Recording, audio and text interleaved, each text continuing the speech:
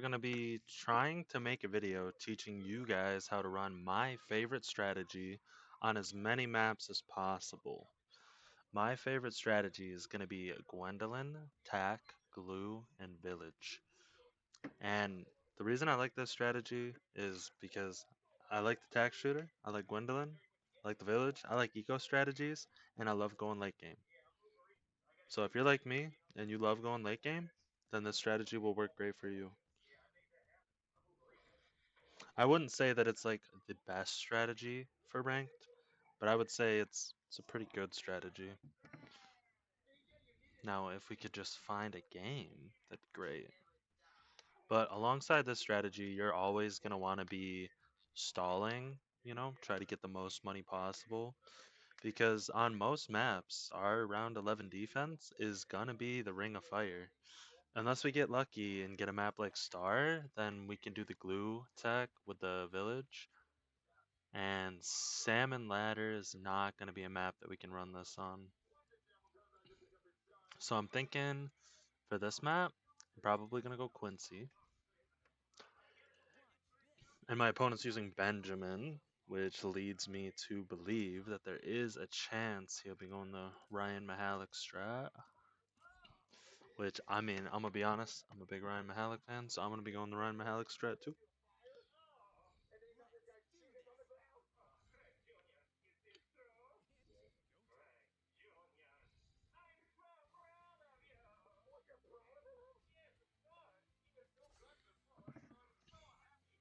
Alright.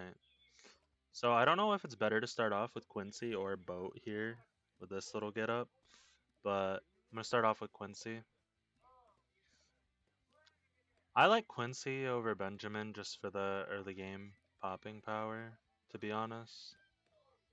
Maybe it's not the best. Maybe Benjamin is better in his own way, but I just like the boat.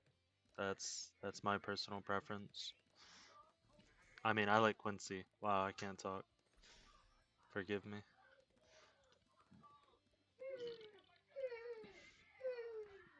But yeah, for these earlier game rounds, I'm looking to just max eco with reds on round 1 and 2, and blues on round 3 and 4, and greens on round 5. I myself, I don't actually like going for boat farms, so I'm not going to be utilizing the boat farms here, whereas my opponent probably will. So we'll just have to wait and see. Yeah, my opponent's already going for his first boat farm.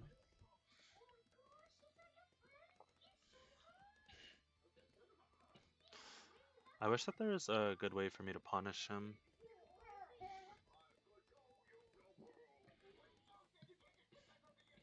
He's doing pretty well defending. I don't think I'm going to let him get his boat farm down. I think I'm going to send pinks, and I'm going to balloon boost them. Even though I want to just group deco, but I'm going to send a couple pinks and balloon boost them. Hopefully force some upgrades on his side. Doesn't look like my opponent's going to budge. And I was not paying any attention to my side at all, so yeah, there's some leaks for me.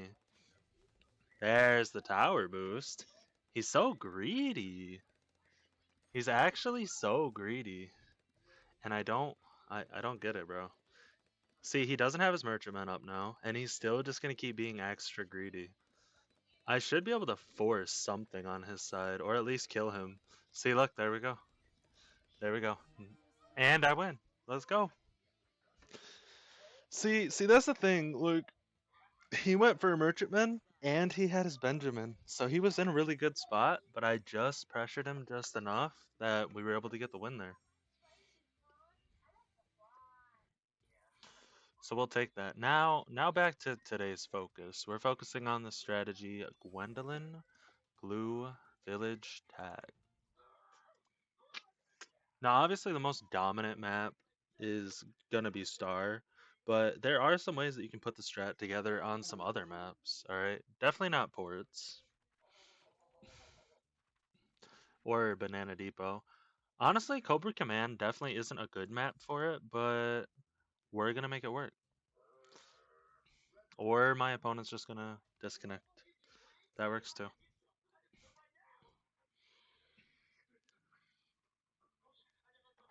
Alright. Okay. Tech Glue Village could work on this map, but just because this map is anti-stalled a lot, I'm not really gonna have money for it. It could definitely work on mine. Yeah. The strategy will be great on mine. So we got our Tech Glue Village with Gwendolyn on the map Mayan going up against Sentai Churchill.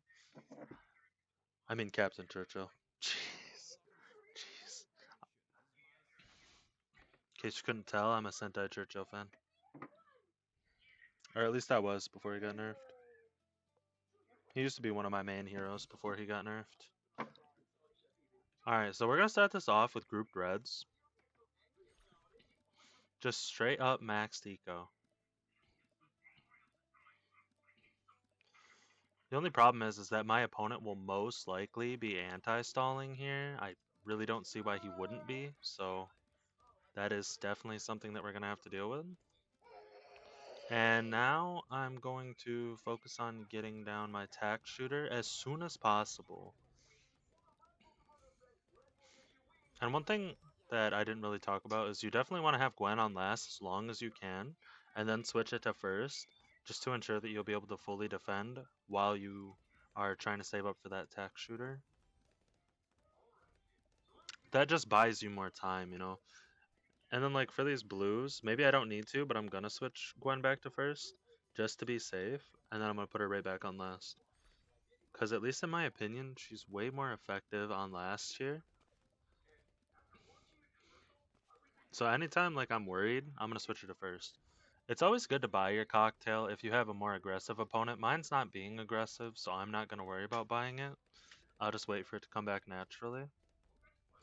But yeah, because my opponent hasn't really been aggressive, I get to go straight for my blade shooter. So now I'm feeling a lot safer. And normally you'd send pinks, but because I don't really need to save up for any notable upgrades right now, I'm just gonna keep sending blues because I think that they're a bit more efficient. As in like I get more eco. Maybe not efficient, effective. I get my eco faster this way, I'm pretty sure.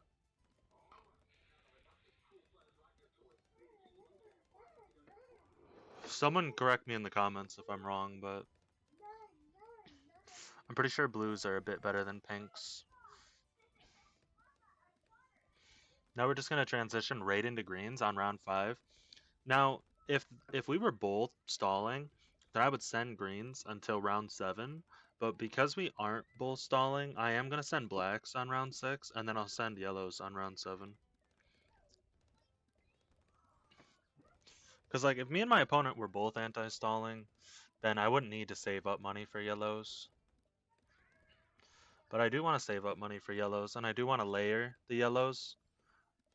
I want to layer the yellows over the blacks to, you know, force some upgrades on his side. Because now he's got a choice to make. Yeah, here he goes with the boomerang. I'm going to stop sending blacks. Maybe I did that too soon. I don't know. I'm going to send... Alright, now I'm going to stop and get ready for the yellows. Now I'm gonna send the yellows, and I'm going to balloon boost. See, he got his glaive ricochet up. I forced a lot of defense on his side, which is really good for us. We slowed down his farm game a lot. I can't tell for sure, but this guy's playing exactly like the guy that I went up against earlier.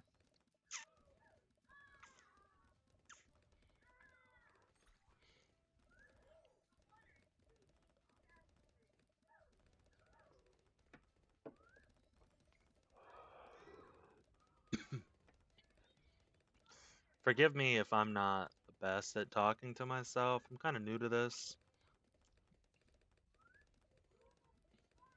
And for anyone who's wondering, this is my first actual video that I just made talking to myself. So, yeah. But I hope I do a decent job.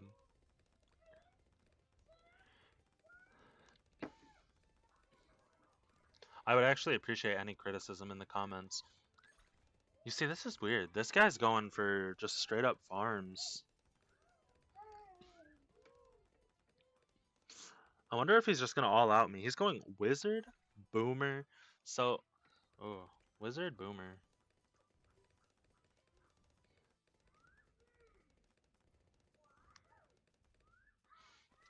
What is Wizard Boomer Churchill? Like, what is that? I mean, I have to get my camo now. So, I mean, if he rushes me, then that's just that, I guess. There's my firebomb, because I don't want to leak. Now I'm actually just going to stop my eco entirely for a moment and save up for my Ring of Fire. It was very greedy of me to not get the Ring of Fire and the village there, but I really wanted to send those rainbows, so I was willing to take that chance. But we actually still have the life advantage on my opponent, and they are currently just not ecoing. So we by far have a crazy late game advantage. I could very easily kill my opponent right now, or, anytime at all. But I think that we're going to try to take this game late and showcase Tech Glue Village on Mayan.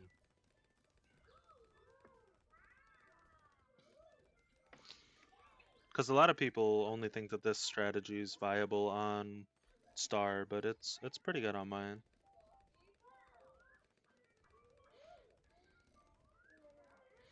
It's a lot better if my opponent's stalling with me, but even though he's not, we can still make the strategy work out just fine. So there we go for our Monkey Town. And now that we have our Monkey Town, what I'm going to do is I'm going to sell my Blade Shooter, and I'm going to place a new tack shooter here.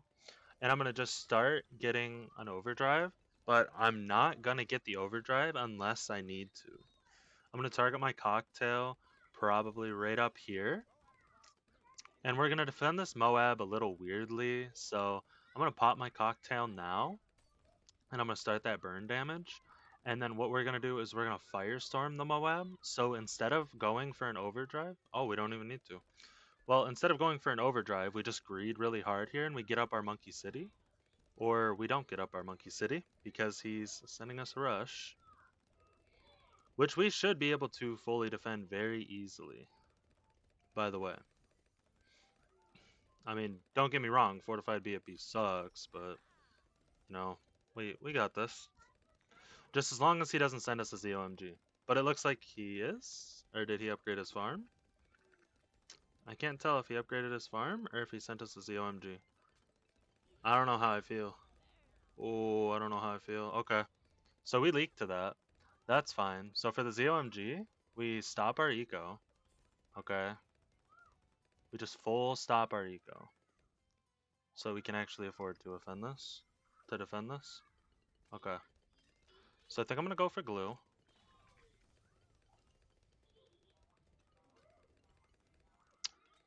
What else do I want, chat? What else do I want? Alright. So I guess we're just going to go for the tower boost. And I'm going to start working on a super maelstrom up here. Maybe. Just in case. I don't know. I don't know if a super maelstrom is what I need, but I definitely will maelstrom if I have to, and I don't have to. Okay, so we are good. Let's get our Monkey City up, and let's send some. I want to send zebras, but I'm gonna send pinks just to be safe. So we have our glue here in case of DDT rushes. That's why I decided to keep it. But for DDTs, I'm not gonna get up the super glue. I'm just not. Not yet, because I don't need to. I can just firestorm, and all of these have camo detection, or some of these do. He's gonna send us another ZOMG. That is interesting. I can't really see why he's sending us another one. I know what you might be thinking. I could just get up the super glue, but I don't really want to. I think I'm just gonna get up a glue storm to buff my attack shooters.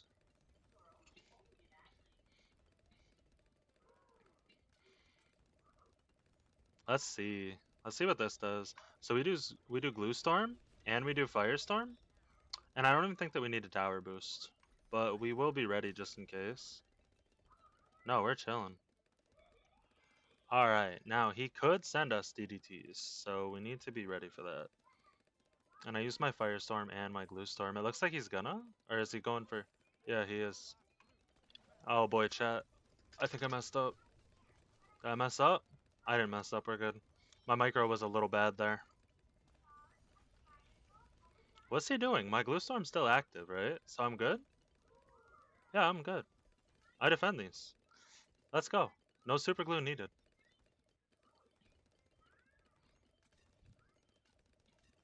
Now, listen, we could totally just end him here, but I don't think that we're gonna. Cause I tend to like to play with my food a little bit. So see, we could end him, but now I'm gonna get up the super glue. Now I will get up the super glue. So we have our super glue, we still have our eco village, we got our tax shooters, we're chilling. Now, to shred a BAD, we are gonna need a little bit more.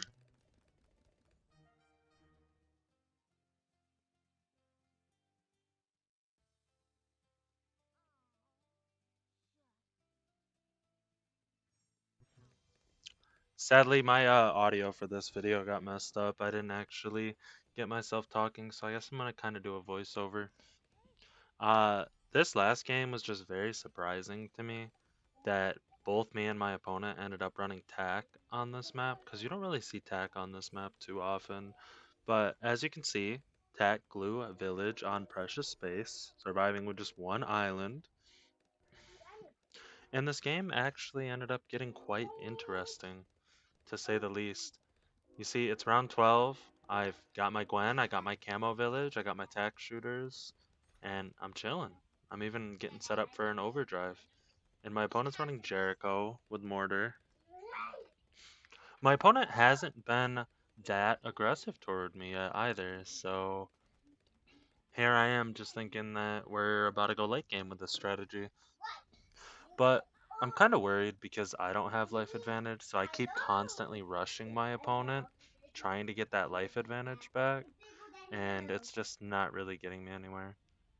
But I did end up sending him a big rush right there and forcing him to tower boost. So now he doesn't have his boost, and he sold that island and got up an overdrive. So, in for whatever reason, I decided to rush him again, thinking that I'm gonna get somewhere. And I do get quite a few balloons by, but he's got decent mortar targeting. So there's always that. Going into these later game rounds, the defense needed for a Moab is going to be an overdrive. But then out of nowhere, my opponent just sells all of his tack shooters and decides to all out me. So that was interesting. But with my tack shooters being so OP at tower boost, I'm able to defend, and my opponent just has insane mortar targeting, I guess. But after defending all of his rushes, my opponent ultimately decides to surrender. And that's going to do it for today's video, guys. Thanks for stopping by. I really appreciate it. And you have a good one. And also, also, I'm sorry about my kid in the background. Uh, he just decided to be really loud for my voiceover, but it's all good. Thanks for your support.